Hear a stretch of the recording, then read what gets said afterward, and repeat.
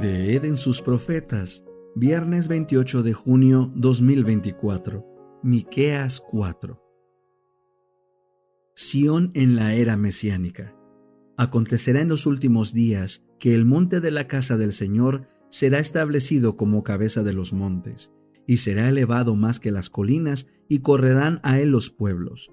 Muchas naciones vendrán y dirán: vengan, subamos al monte del Señor y a la casa del Dios de Jacob, para que Él nos enseñe sus caminos y nosotros caminemos por sus sendas. Porque de Sión saldrá la ley y de Jerusalén la palabra del Señor.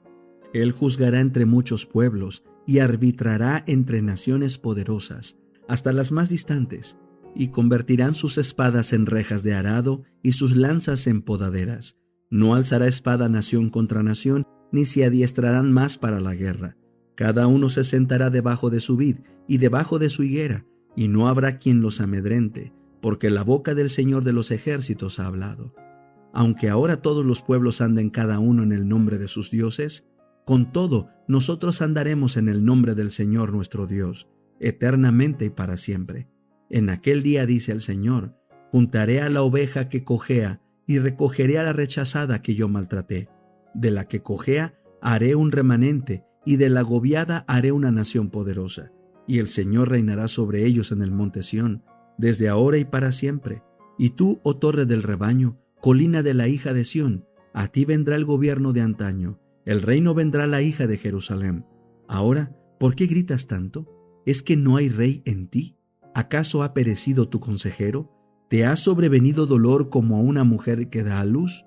Sufre dolor y gime como una mujer que da a luz, oh hija de Sión, porque ahora saldrás de la ciudad, habitarás en el campo y llegarás hasta Babilonia.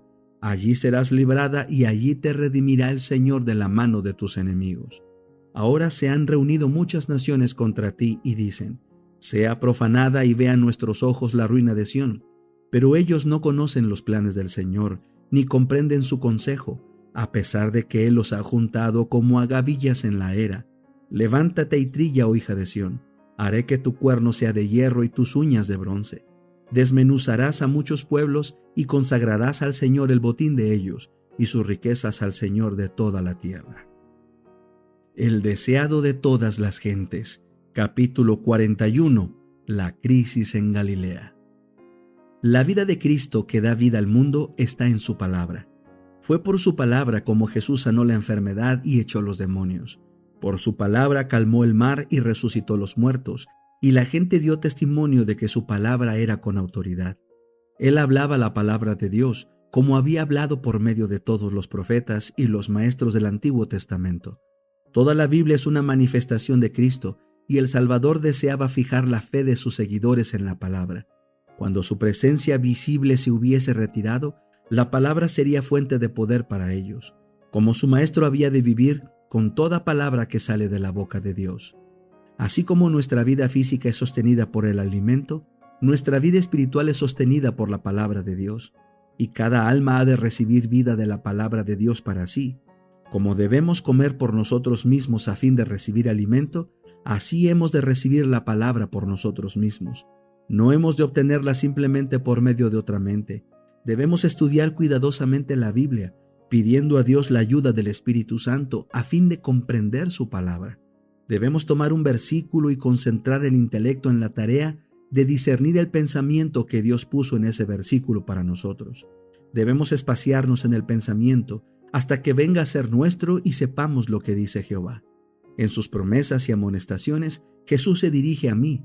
Dios amó de tal manera al mundo que dio a su Hijo unigénito, para que creyendo en Él yo no perezca, sino tenga vida eterna. Lo experimentado según se relata en la palabra de Dios ha de ser lo que yo experimente. La oración y la promesa, el precepto y la amonestación son para mí. Con Cristo estoy juntamente crucificado, y vivo, no ya yo, mas vive Cristo en mí, y lo que ahora vivo en la carne lo vivo en la fe del Hijo de Dios, el cual me amó y se entregó a sí mismo por mí. A medida que la fe recibe y se asimila así los principios de la verdad, vienen a ser parte del ser y la fuerza motriz de la vida. La palabra de Dios, recibida en el alma, amolda los pensamientos y entra en el desarrollo del carácter. Mirando constantemente a Jesús con el ojo de la fe, seremos fortalecidos. Dios hará las revelaciones más preciosas a sus hijos hambrientos y sedientos. Hallarán que Cristo es un Salvador personal. A medida que se alimenten de su palabra, hallarán que es espíritu y vida.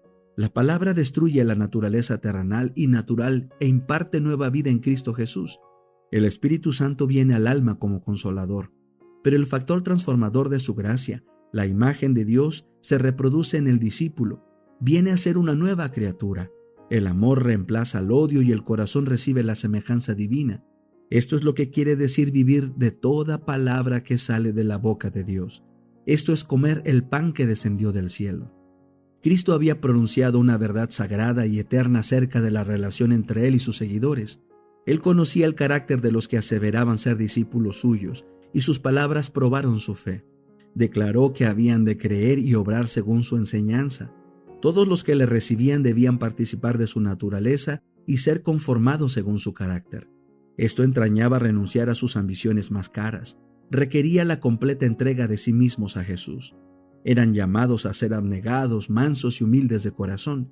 Debían andar en la senda estrecha recorrida por el hombre del Calvario, si querían participar en el don de la vida y la gloria del cielo. La prueba era demasiado grande. El entusiasmo de aquellos que habían procurado tomarle por fuerza y hacerle rey se enfrió. Este discurso pronunciado en la sinagoga, declararon, les había abierto los ojos. Ahora estaban desengañados. Para ellos las palabras de él eran una confesión directa de que no era el Mesías y de que no se habían de obtener recompensas terrenales por estar en relación con él. Habían dado la bienvenida a su poder de obrar milagros. Estaban ávidos de verse libres de la enfermedad y el sufrimiento, pero no podían simpatizar con su vida de sacrificio propio. No les interesaba el misterioso reino espiritual del cual les hablaba. Los que no eran sinceros, los egoístas, que le habían buscado, no le deseaban más. Si no quería consagrar su poder e influencia a obtener la libertad de los romanos, no querían tener nada que ver con él. Jesús les dijo claramente, hay algunos de vosotros que no creen, y añadió, por eso os he dicho que ninguno puede venir a mí si no le fuere dado del Padre. Él deseaba que comprendiesen que si no eran atraídos a él, era porque sus corazones no estaban abiertos al Espíritu Santo.